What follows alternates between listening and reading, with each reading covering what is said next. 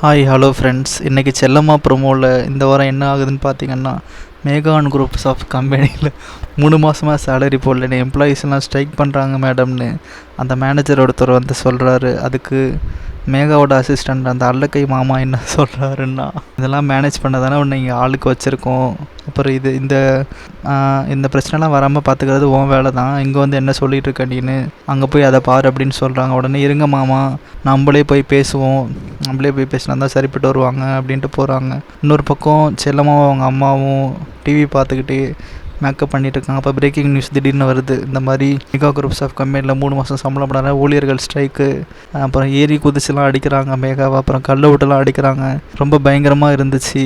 So அப்படி 3 மாதம் salary போடாமல் அப்படி என்ன தான் பண்ணாங்க கம்பெனியில், என்ன தான் பண்ணாங்கன்னு தெரியல. இந்த வாரம் தான் தெரியும். ஸோ பார்த்தீங்கன்னா ரொம்பவே பயங்கரமாக இருந்துச்சு. இந்த வாரம் ரொம்ப பயங்கரமாக இருக்கும்னு நினைக்கிறேன். கல்லை விட்டு பட்டான்னு அடிக்கிறானோ.